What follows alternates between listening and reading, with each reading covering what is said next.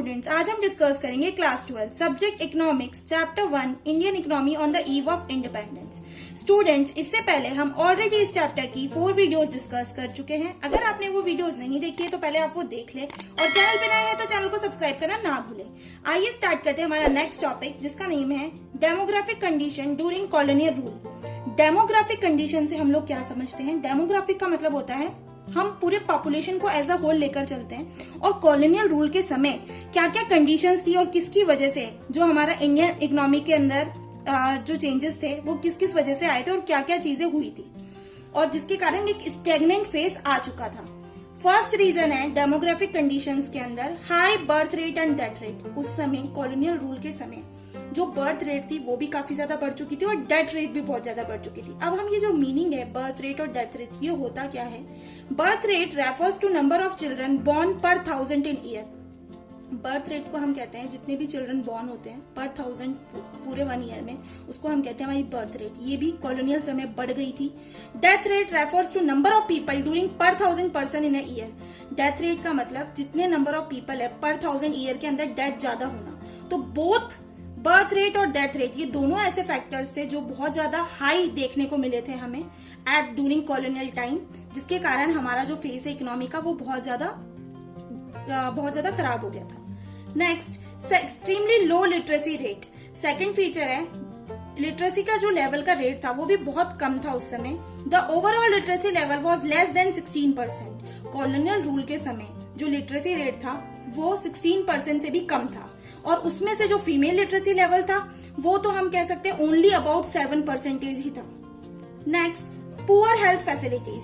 Public health facilities were either unavailable और to large mass of population और when available were highly inadequate. जितनी भी public health care facilities थी colonial rule के समय, या तो हम कह सकते हैं बिल्कुल ही नहीं थी और जो थी वो भी बहुत ही कम थी।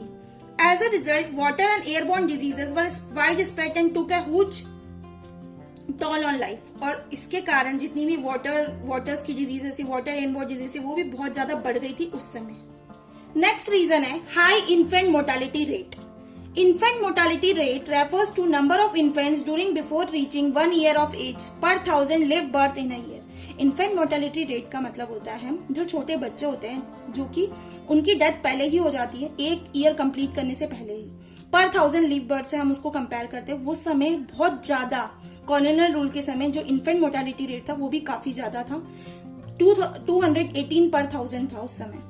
Next, low life expectancy. Next reason है life expectancy refers to average number of years for which people are expected to live. और उस समय की हम बात करें तो जो लाइफ एक्सपेक्टेंसी थी, एवरेज लाइफ थी लोगों की, वो भी बहुत कम हो गई थी। जैसे कि 44 ईयर्स ही उस समय की जो एक्सपेक्टेड लाइफ थी वो थी, जिसके कारण जो हमारा इकोनॉमी था वो पूरे के पूरे अंडर प्रेशर था। नेक्स्ट, वाइड स्प्रेड पॉवर्टी और ओवरऑल स्टैंडर्ड ऑफ लिविंग की बात करें तो कॉमन पीपल के लिए इंडिया एक बहुत ही लो लेवल इकोनॉमी में माने जाती थी क्योंकि हर तरफ पॉवर्टी से घिरी हुई कंट्री थी। Hence, it can be concluded that British rule was the main reason to worsen the profile of India's population। और पूरा का पूरा हमारा जो डेमोग्राफिक पॉपुलेशन है वो टोटली डिपेंडेंट था और ये सारे कारण थे ब्रिटिश रूल के समय कि हमारी जो इकोनॉमी थी वो पूरी की पूरी स्टैग्नेंट फेज में थी और प्रॉपरली हम बूस्ट में नहीं थे। Next, occupational structure. हमने डेमोग्राफिक स्ट्रक्चर को डिस्कस किया। अब हमारा नेक्स्ट टॉपिक आता है ऑक्यूपेशनल स्ट्रक्चर। ऑक्यूपेशनल स्ट्रक्चर का क्या मीनिंग होता है? It means the distribution of working persons across different industries and sectors. Occupational का मतलब होता है डिस्ट्रीब्यूशन करना लोगों का अकॉर्डिंग टू देयर वर्क अलग अलग सेक्टर्स के अंदर। अब इसमें हमने क्या क्या चीजें फेस करी उस समय, क्या क्या प्रॉब्लम्स फेस करी? सबसे first, pre dominance of primary occupation. Actually जो प्री कॉलोनियल टाइम है इंडिया के अंदर उस समय जो सबसे ज्यादा बूम सेक्टर था वो था एग्रीकल्चर सेक्टर, जिसमें हमारी 75% पॉपुलेशन इंगेज थी।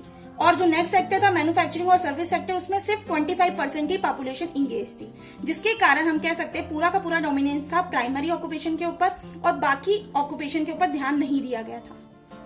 नेक्स्ट रीजन है रीजनल वेरिएशन। रीजनल वेरिएशन में हमने क्या देखने को मिला? The states of Tamil Nadu, Andhra Pradesh, Kerala, Karnataka, Maharashtra and West Bengal witness a decline in dependence of workforce on the agriculture sector with a compensate increase in the manufacturing and service sector.